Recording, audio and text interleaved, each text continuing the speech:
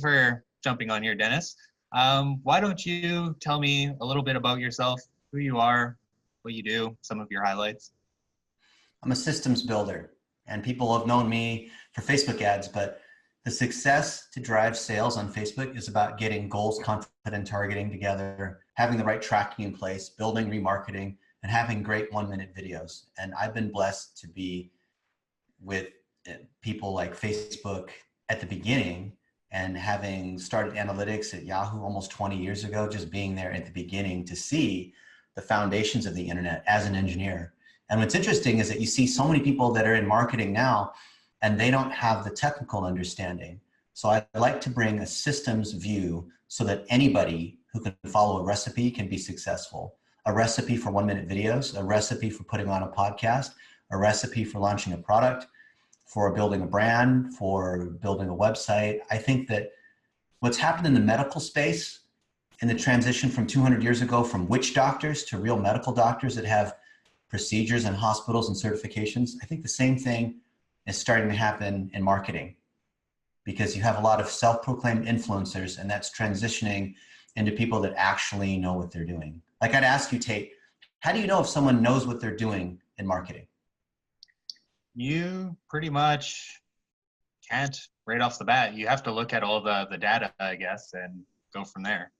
How do you know if a mechanic is good? How do you know if a doctor or a lawyer is good?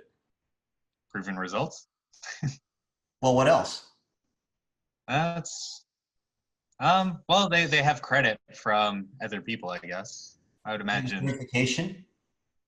They Oh, have, yeah. yeah. They went to school for it. They have a track record.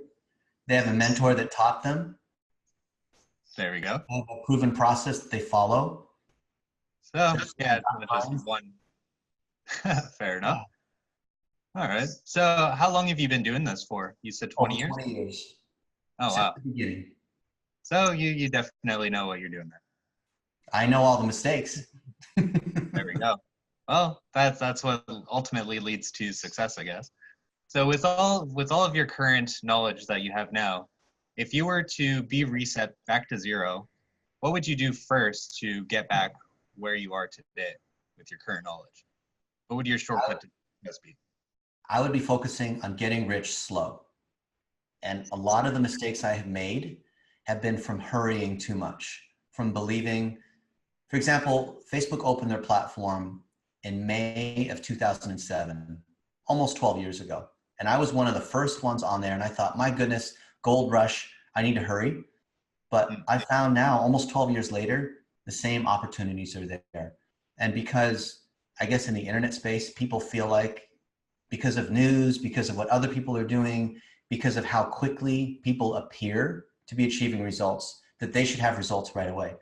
But the reality, when you look at people who have been successful, some of my friends, like David Filo, founded Yahoo. He was the richest man in the world under 40 until Zuckerberg came along.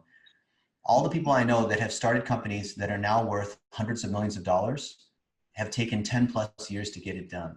So getting rich slow is how you would think that that's a slow way of doing things, but it's actually about avoiding mistakes.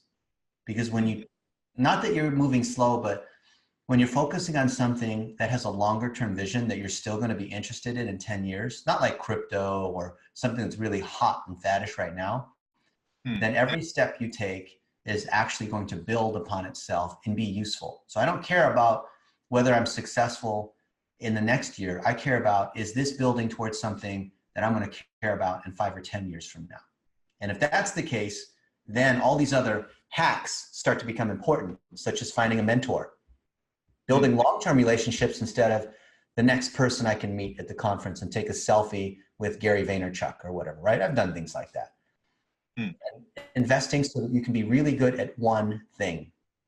Because what's better? Would you rather be known for doing a little bit of everything, or would you like to be the guy when it comes to X? Oh, definitely, hands down, be the guy that's good at one thing. So I'm known for digital analytics and I'm known for Facebook ads. But guess what? I know a lot about producing video. I know a lot about building websites, about SEO, about Google Ads. I know a lot about all those things, but I want to be known for just one thing. because that you would think that's limiting. But if you're about focus, if you're about getting really good at one thing, that is going to do so much more than trying to do everything all at once. And most people I know that are entrepreneurs, because they're struggling to make money, they're trying to build a brand, they're trying to pay rent that's due, right? They get in an urgent situation and under stress. I believe most people make decisions that they regret. In fact, I don't believe you should ever make a decision when you're under stress.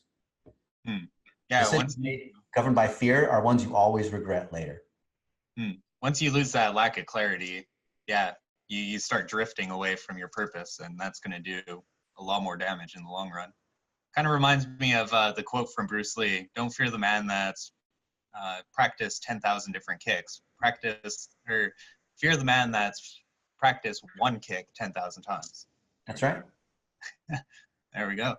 So yeah, that's a very great tip. A lot of people just take on too much, and then over-analysis paralysis kicks in, and that ultimately leads to failure. That's what I've learned anyways.